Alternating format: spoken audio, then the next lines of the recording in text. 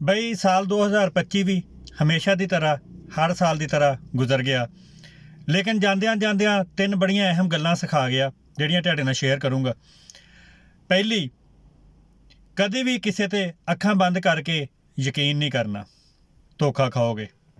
ਦੂਸਰੀ, ਕਦੇ ਵੀ ਕਿਸੇ ਤੇ ਤਰਸ ਖਾ ਕੇ ਜਜ਼ਬਾਤੀ ਹੋ ਕੇ ਜਲਦਬਾਜ਼ੀ 'ਚ ਕੋਈ ਫੈਸਲਾ ਨਹੀਂ ਲੈਣਾ, ਹਮੇਸ਼ਾ ਗਲਤ ਫੈਸਲਾ ਕਰੋਗੇ। ਤੀਸਰੀ, ਕਦੇ ਵੀ ਕਿਸੇ ਦੇ ਔਖੇ ਟਾਈਮ 'ਤੇ ਬੁਰੇ ਟਾਈਮ 'ਤੇ ਉਧਾਰੇ ਪੈਸੇ ਨਹੀਂ ਦੇਣੇ। ਆਪਣੀ ਤਰਫੋਂ ਜਿੰਨੀ ਮਦਦ ਕਰ ਸਕਦੇ ਹੋ ਜ਼ਰੂਰ ਕਰ ਦਿਓ, ਲੇਕਿਨ ਉਧਾਰ ਨਹੀਂ ਦੇਣੇ, ਵਾਪਸੀ ਲਈ ਤਰਸੋਗੇ ਫਿਰ। ਬਾਈ ਅਸੀਂ ਇਹ ਤਿੰਨੇ ਹੀ ਕੰਮ ਕਰਕੇ ਦੇਖ ਲਏ ਆ, ਔਰ ਜਿਨ੍ਹਾਂ ਨਾਲ ਕੀਤੇ ਆ, ਜਿਨ੍ਹਾਂ 'ਤੇ ਅਹਿਸਾਨ ਕੀਤੇ, ਨੇਕੀਆਂ ਕੀਤੀਆਂ, ਅੱਜ ਉਹੀ ਸਾਨੂੰ ਅੱਖਾਂ ਦਿਖਾ ਰਹੇ ਆ, ਸਾਡੇ ਗਲੇ ਨੂੰ ਆ ਰਹੇ ਆ। ਲਿਹਾਜ਼ਾ ਮੇਰੀ ਗੱਲ ਮਾਈਂਡ 'ਚ ਰੱਖਿਓ, ਤਿੰਨ ਕੰਮ ਇਹ ਸੋਚ ਸਮਝ ਕੇ ਕਰਿਓ ਹਮੇਸ਼ਾ।